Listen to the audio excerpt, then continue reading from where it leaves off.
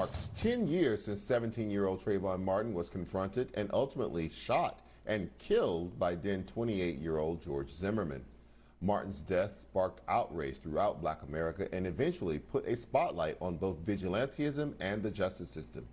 Earlier today, I had the opportunity to speak with civil rights leader Reverend Al Sharpton about Trayvon Martin, the role activists played in getting Zimmerman charged, and his communications with President Obama during the fight for justice for Trayvon. It has been 10 years since Trayvon Martin was killed. What do you think the legacy of that tragedy will be for America and for the civil rights movement?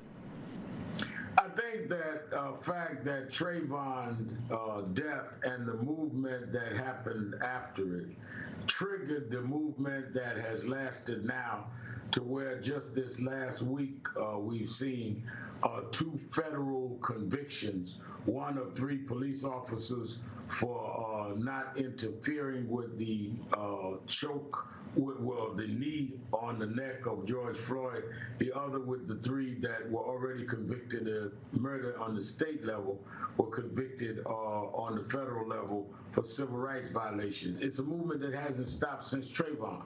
The night George Zimmerman was acquitted, and those 3 young, brilliant sisters came up with a slogan, Black Lives Matter, which was a slogan that identified a movement that had started around Trayvon, because we had to march and rally even to get Zimmerman arrested, has never stopped. That movement never stopped from that night. And as his mother and family are in New York to commemorate that with us, we are seeing now, at least, not only did we have to fight to get George Zimmerman in court, we are now getting cases in courts and some convictions. But that's not enough, Charles, because we need to change the laws, because we can't have a case-by-case situation, because we saw with Dante Wright that every case does not end up like George Floyd or like we saw with Ahmaud Arbery.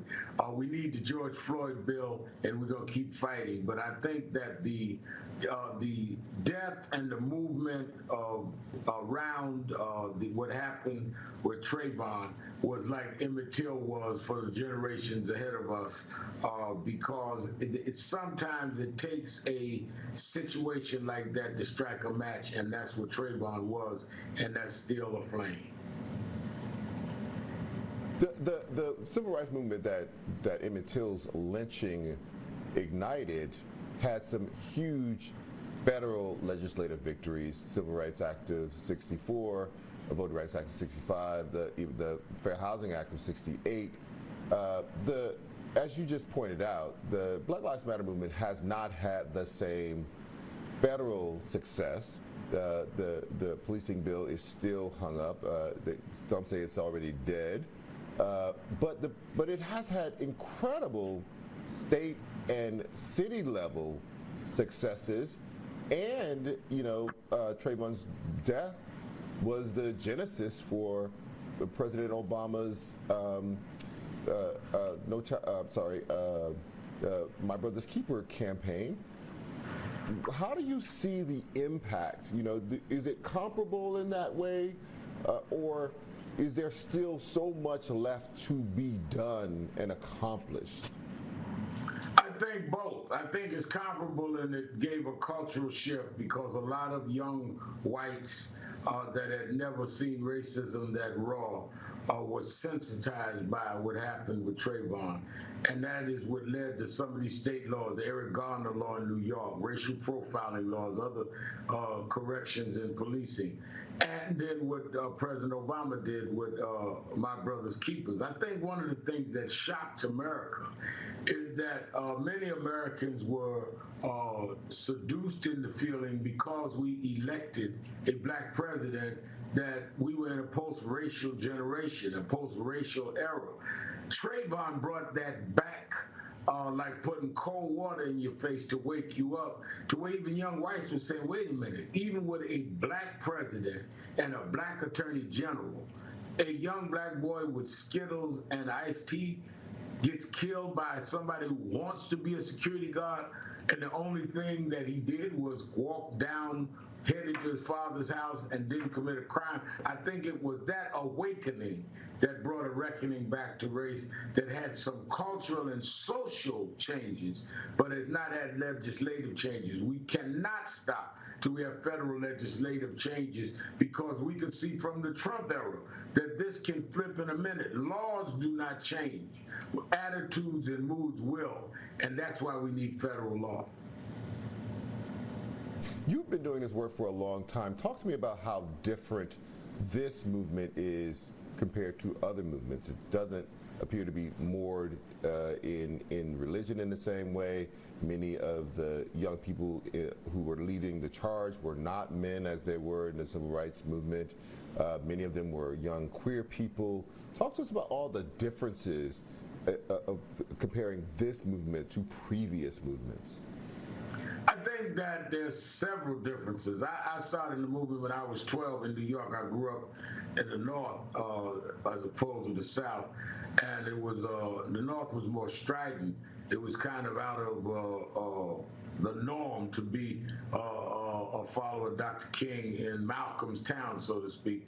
But being that I was a boy preacher, that's where I was. So I got to see the movement from different lenses. The difference now is that there is not the misogyny that it was then.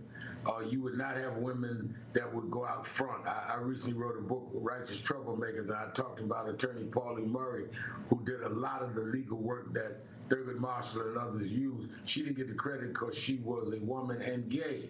Well, that would not be something that would be held against her now, or that they would push in the background now. You see younger people, but you had younger people in the older movement. You had SNCC, Student Nonviolent Coordinating Committee. You had the Freedom Riders. They were all young. Dr. King didn't ride a bus in the Freedom Riders. So I think some things people misunderstand. There were always different lanes in the movement. The difference now is the open opposition to misogyny and homophobia. But the real difference is we didn't have social media.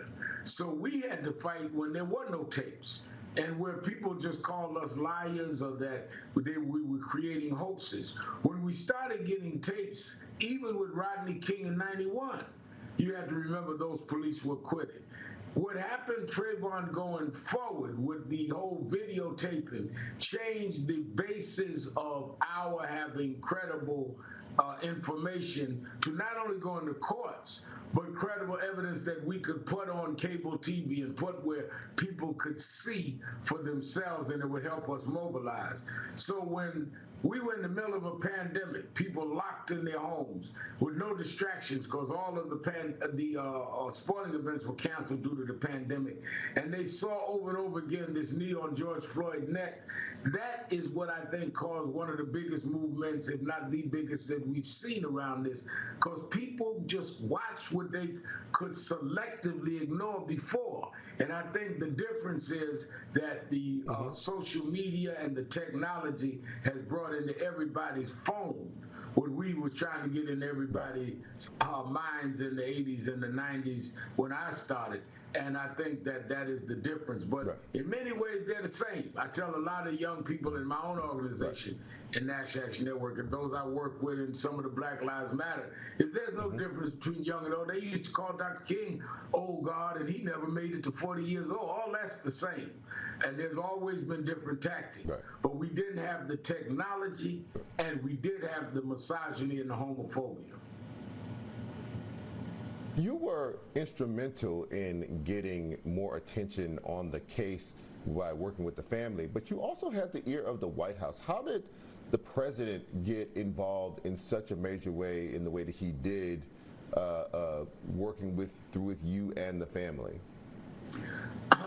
You know, it's ironic. The day we had the first big rally in Sanford, Florida, I had found out my mother died that morning, and I went anyway because I felt she would want me to go. And when I got into Sanford and met Sabrina and Tracy, the parents, we were headed to the U.S. Attorney's Office to ask the federal government to intervene because at that point, George Zimmerman was not going to be arrested by local authorities. I received a call from Valerie Jarrett, who put President Obama on the phone. He called to give condolences because he heard that morning my mother had passed. And we started talking then about Trayvon. I told him where I was. He took a lot of interest personally, had the Justice Department look into it, had a lot of interest. Valerie Jarrett stayed in touch with the family. And I think the president was very careful not to go outside of what he should do because he knew he himself was a target of the right wing. But he had the sensitivity and the compassion that he wanted to see how could this be that a civilian wanting to be law enforcement, wanting to be a watchman, could kill someone and use a law like stand your ground to shield that. And I think that the interest of the White House was very comforting to the family. And I think it also put a lot of pressure on the governor of Florida, who eventually gave a special prosecutor, which led to the arrest of George Zimmerman, something that local prosecutor was determined and had dug in that they did not want to do. You must remember, Charles, when Brent Crump and the parents came to meet, Trayvon had already been funeralized and buried 10 days before I ever heard of it. And what we try to do is give national attention to it and then keep it out there in the national eye. But they had made up their mind in Florida. They were not going to do anything. It was stand your ground. And that's the reason why Sabrina and them reached outside of Florida to get help. Reverend Sharpton, thank you so much for your time. I really appreciate it. Thank you.